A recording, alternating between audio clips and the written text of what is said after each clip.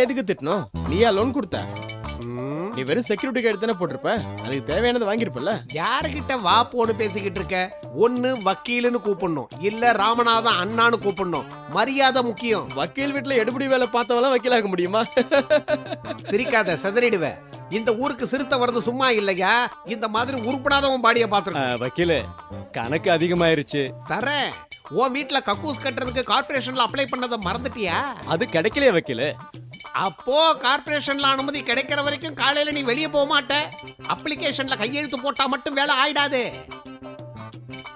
அனுமதி கிடைக்கணும்னா கொஞ்சம் சில்லறைய வெட்டி தான் ஆகணும். ஏன் பாக்கெட்ல இருந்து நீ வெளியே போகணுன்றதுக்காக எவ்வளவு செலவு பண்ணிருப்பேன் தெரியுமா? காலையில போக விட மாட்டாங்க. போற போக்குல இந்த ஆளுகிட்ட காசை வாங்க நான் இன்னொரு வக்கீல்கிட்ட போகணும் போல இருக்க. என்ன வக்கீல் எப்படி போயிட்டு இருக்கு? இன்னும் போல, அதுக்காக தான் காத்துக்கிட்டு இருக்கேன். உங்களுக்கு தெரியாம இந்த ஊர்ல என்ன நடக்க போகுது? என்ன இங்க நிக்கிற? இல்ல சும்மாதான் கொஞ்சம் பாரத்தை இறக்கலாமேன்னு.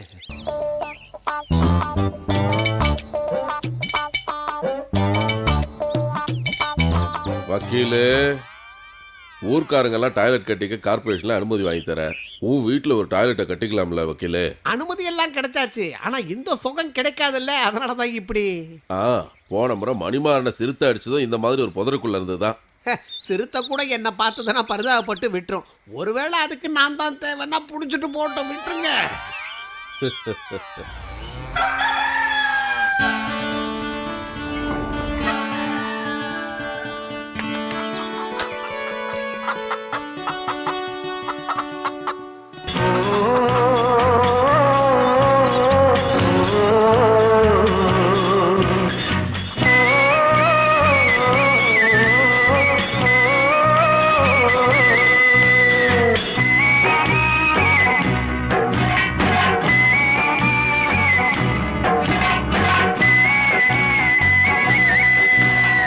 ஒளிந்து தேயும் மீண்டும் மலரும் நிலவின் கதை போலே நிறையும் குறையும் சமத்தில் இருக்கும் எங்கள் வாழ்க்கையிலே.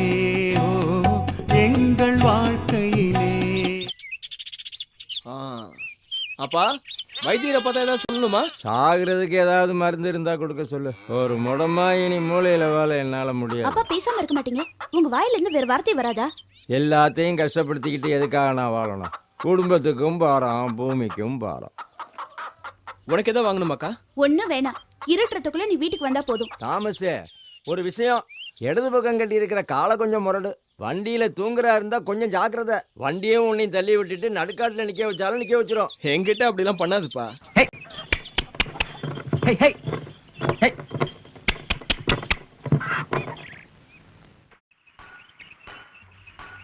அந்த மருந்து நம்ம நெத்தில தடவுனா மத்தவங்களுக்கு நம்மள தெரியாதான், ஆனா நமக்கு மத்தவங்கள தெரியுமா? அப்படி ஒரு மருந்து இருக்கா பெரியப்பா?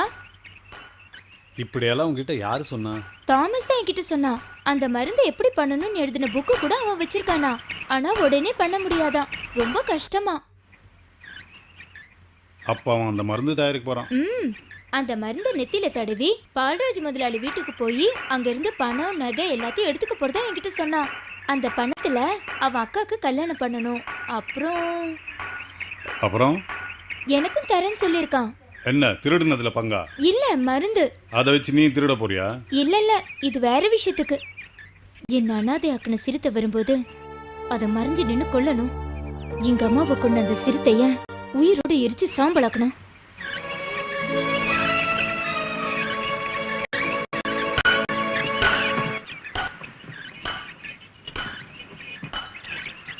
உருப்படியா கொண்டு போகணுமா சந்தைக்கு?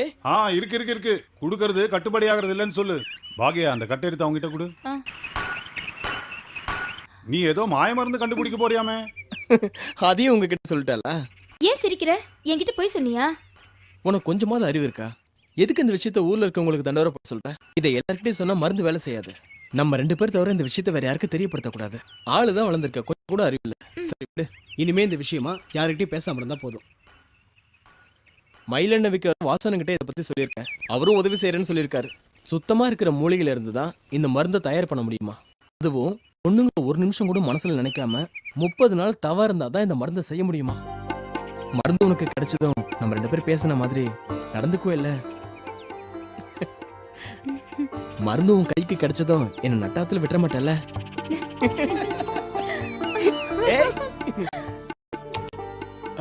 எல்லாமலை இறைவனுக்கு சோத்திரம். ரொம்ப அக்கறையா தான் ப்ரே பண்ற. ஏன் நடந்து வரீங்க? வண்டியில உட்காருங்க, நான் போற வழியில விட்டுடுறேன். வேண்டாம், நான் பொடியும் நடையா போயிடுவேன். உனக்கு எதுக்கு வீண் சிரமம்? ஃபாதர், வேற மருத்துவ சந்த பொண்ணை கல்யாணம் செஞ்சுக்கிட்டா பிரச்சனை எதுவும் வராது. அது சரி, விஷயம் அந்த அளவுக்கு வந்தாச்சா? உன் அப்பா கிட்ட பேசுறேன். எனக்கு இல்ல, எனக்கு தெரிஞ்ச. வேண்டாம் வேண்டாம், ஒன்னும் சொல்ல வேண்டாம், எல்லாம் எனக்கு தெரிஞ்சிருச்சு. வண்டி ஓட்டுறதை விட்டுட்டு சம்மட்டி அடிக்கிற வேலைக்கு போனாலும் போவேன்னு நினைக்கிறேன்.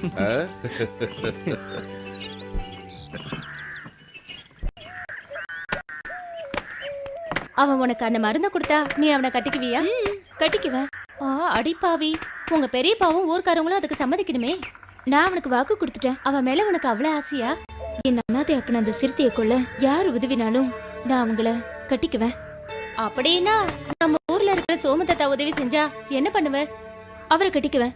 பைத்தியமாடி பிடிச்சிருக்கு உனக்கு? என்ன தெரியும்? எங்க அம்மாவை கடிச்சு கொன்னது என் கண்ணிலேயே இருக்கு. பெரிய குகைக்குள்ள அது இழுத்துட்டு போச்சு.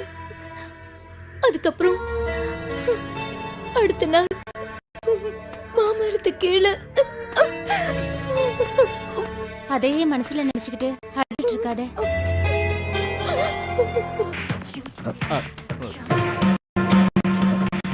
அது ஆண்ட்ரூ தான் வர சொல்லியிருந்தாரு.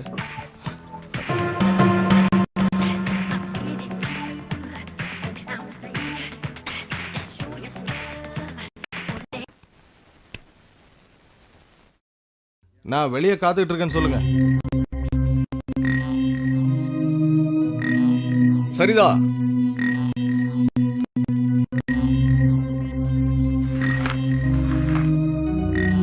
என்ன கண்ட கழுதைங்களை வீட்டுக்குள்ளாரியா உட்கார வைப்ப? ஆண்ட்ரூ தான் நேத்து வர சொன்னாரு. நான் கூட வேணாம்னு தான் சொன்னேன். ஏன் இப்படி எல்லாம் பண்றான்? உள்ள வந்து உட்கார்ந்ததுனால என்னாச்சு? என்ன ஆச்சா? இந்த ஊர்ல நான் கௌரவமா வாழ்ந்துகிட்டு இருக்கேன். இது வரைக்கும் இவன மாதிரி ஆளுங்க இந்த வீட்டு வாசல மதிச்சது இல்ல. இந்த மாதிரி ஆளுங்களை நம்ம கூட வச்சிருக்கிறது நமக்கு தான் நல்லது. கொஞ்சம் காசை தூக்கி வீசினா என்ன வேணாலும் செய்வாங்க. உனக்கு தெரியுமோ தெரியாதோ, 25 வருஷம் கஷ்டப்பட்டு இன்னைக்கு இந்த நிலைமைக்கு நான் வந்திருக்கேன். நான் நியாயமா சம்பாதிக்காத 5 காசு என் கையில இல்ல. அதனாலதான் இவன மாதிரி ஆளுங்க சகவாசம் எனக்கு இருந்ததில்லை. இனிமேலும் இருக்கக்கூடாதுங்கிறது தான் என்னோட ஆசை. உங்க அப்பா ஏதோ நான் கள்ளக்கடத்தல் பிசினஸ் பண்ற மாதிரி பேசிட்டு போறாரு. கள்ளக்கடத்தலுக்காகவும் திருட்டு கேஸ்லயும் ஜெயிலுக்கு போயிட்டு வந்தாரு அந்த அந்தோணி. போலீஸ் கிட்ட இருந்து தப்பிக்கவும் முயற்சி பண்ணிருக்காரு. அந்த மாதிரி ஆளோட சேர்ந்து சுத்திட்டு இருந்தா பாக்குறவங்க என்ன நினைப்பாங்க? அடுத்தவன் நினைக்கிறதுக்காக என் வாழ்க்கையை நான் வாழல, எனக்காக. அது உனக்கு பிடிக்கலன்னா சொல்லு, நான் வேணா என் வீட்டுக்கு போயிடுறேன். பணக்காரன் இல்லைனாலும் 3 வேளை சோத்துக்கு கதி இல்லாம போயிடல. என்ன பேசினாலும் ஏன் இப்படி தப்பா எடுத்துக்கிறீங்க? உங்க அப்பாக்கு என்ன சுத்தமாவே பிடிக்காது. இஷ்டம் இல்லாம தானே உன்னை எனக்கு கல்யாணம் பண்ணி வச்சாரு. இந்த சொத்து சகத்துக்கெல்லாம் ஆசைப்பட்டு நான் உன்னை காதலிக்கல. உங்களை பத்தி எனக்கு தெரியாதா? நீயாவது என்ன புரிஞ்சிருக்கிய, அது போதும். வாங்க வாங்க, வந்து வாங்கிட்டு போங்க. சீக்கிரம் தீர்ந்து போயிடும். கடல் மீன் வாங்க வாங்க. மத்திக்கவலை மத்திக்கவலை மத்திக்கவலை மத்திக்கவலை. பேசாம ஒரு வியாபாரத்தை கெடுக்காத. என்னமா மீன் எடுக்கிற நீ? இப்படி அமைக்கு பார்த்தா எடுப்பாங்க. ரெண்டு மாதிரி மீன் உடைஞ்சிடாது. ரொம்ப பண்ணாத. பண்ணிரன்னா அதிர்ஷ்டக்காரர் தான். வயசான காலத்துல அதிர்ஷ்டம் இருந்து என்ன பண்றது? ஆனா என் வயசை பத்தி தான் உனக்கு தெரியுமே சரசு. கஷாயம் கலக்கி வச்சிருக்க. வீட்டுக்கு தானப்பா வரீங்க? நீ முன்னாடி போமா, வாப்பா பின்னாடியே வர்றேன். என்ன பாய் கிளம்பிட்டீங்க?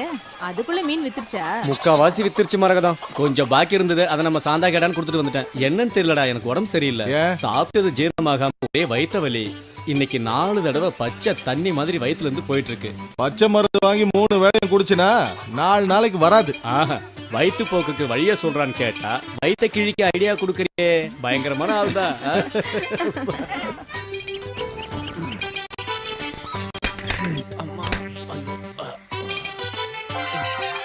அவசர நேரத்துல அதை கேட்டு எவ்வளவு அவஸ்தையா இருக்கு.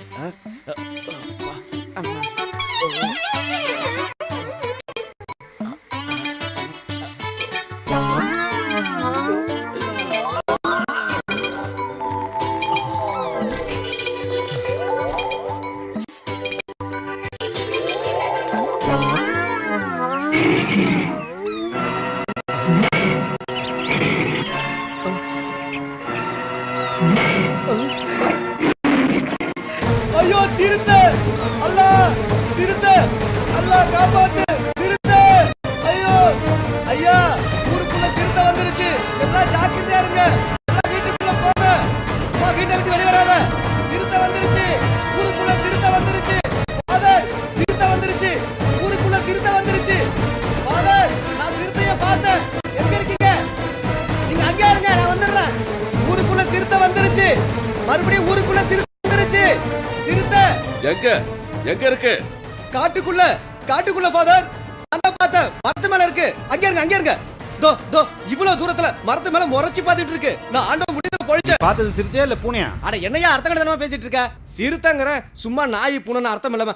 ஃபாதர், போன வருஷம் நம்ம மணிமாறன் நடிச்சத அதே சிறுத்தை தான். மணி அடிக்கட்டா ஃபாதர்? சீக்கிரம் அடி. கேள்வி கேட்கிற நேரம் பாரு. போய் அடிடா.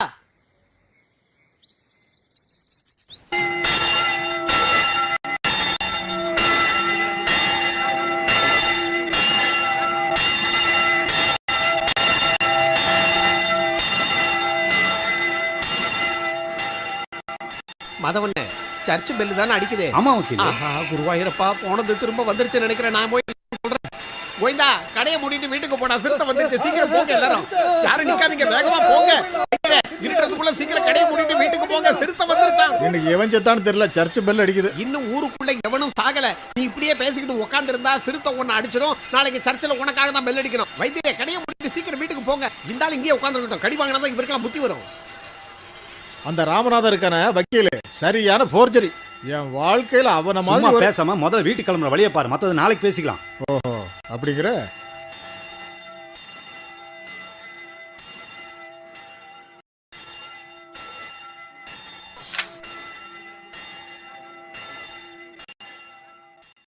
ஒளிந்து தேயும் மீண்டும் மலரும் நிலவின் கதை போலே நிறையும் குறையும் சமத்தில் இருக்கும் எங்கள் வாழ்க்கையிலே.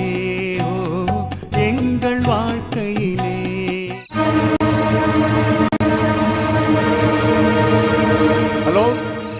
Hello, police station.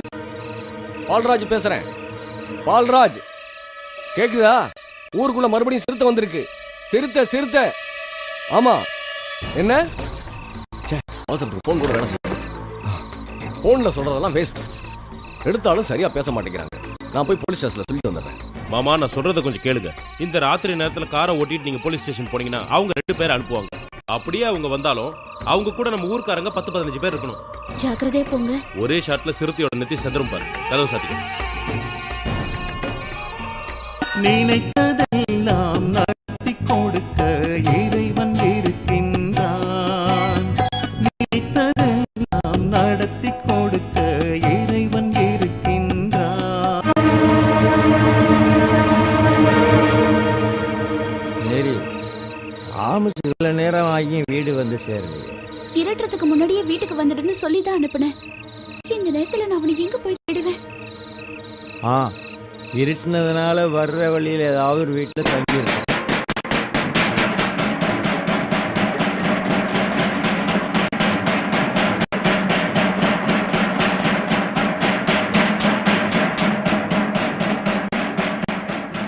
சலீம்பா, என்னம்மா? தாமஸ் இன்னும் வீட்டுக்கு வரல. இந்த ராத்திரி நேரத்துல எங்க போயிருக்கான் அவன்? வியாபாரத்துக்காக டவுனுக்கு போயிருந்தான். அவன் வருவான். வண்டி எங்கேயாவது நின்னு இருக்கும். பயப்படாம வீட்டுக்குள்ள போ. அவன் எங்க போயிருந்தாலும் அவனை தேடி கண்டுபிடிச்சு கூட்டிட்டு வரோம். மணிமான கொண்ட சிறுத்தை இப்ப இங்கதான் இருக்கு. இப்படி வெளியே வந்து நிக்காம வீட்டுக்குள்ளேயே இரு. அந்த சிறுத்தை இந்த ராத்திரி நேரத்துல எங்க இருந்து வரும்னு யாராலையும் சொல்ல முடியாது. ஆனா அவங்க அப்பா வெளியில படுத்திருக்காரு. அது பரவாயில்ல, வயசானவர் தானே. அதுவும் சரிதான். சிறுத்தைக்கு கொஞ்சமாவது சதம் வேணும்ல. பிடிக்கணும்னு நினைச்சா பன்னீர் அண்ணன் மாதிரி நல்ல சதக்கரியா தான் பிடிக்கும். எந்த நேரத்துல தமாஷ் பண்ணணும்னு தெரியாது உங்களுக்கு. வாங்க வேலையை பார்க்க.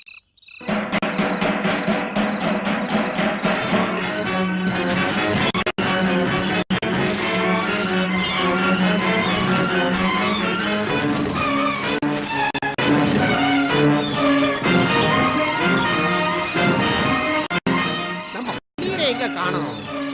கறி நல்லா இருக்குன்னு சொன்ன உடனே பின்வாங்கிட்டார் போல. சரியான தொடர்நடிங்க பையன்.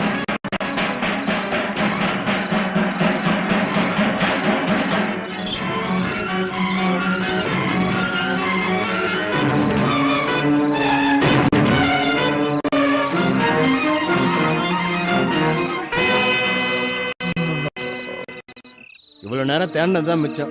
சிறுத்தையோட காலடி கூட கண்டுபிடிக்க முடியல. ஒருவேளை சலிமனை நம்ம கிட்ட விளையாடுறாரே என்னமோ. கஷ்டமா இருந்தா போடாங்கிறது. இந்த மாதிரி விஷயத்துல யாராவது விளையாடுவாங்களா? 5 நேரம் தொழுகிற அந்த அல்லா மேல சத்தியமா சொல்றேன், என் கண்ணால பார்த்தேன். அப்ப எங்க போச்சு? அதை என்ன கேட்டா? சும்மா மனுஷனை தூங்க விடாம. ச்சே. உன் தூக்கம் கெடுங்கிறதுக்காக அது உன் முன்னாடி வராது. அதுவா வரும்போது தான் நாம பிடிக்கணும். நீங்க 2 பேரும் தேவையில்லாம எதுக்கு சண்டை போடுறீங்க? தேடுவோம். அது இந்த ஊரை விட்டு எங்க போயிட போகுது? வாங்க இன்னும் கொஞ்சம் தூரம் போய் தேடுவோம். நீங்க வேணா போய் தேடுங்க, நான் வரல. நான் வீட்டுக்கு போய் தூங்க போறேன். போய் தூங்குடா.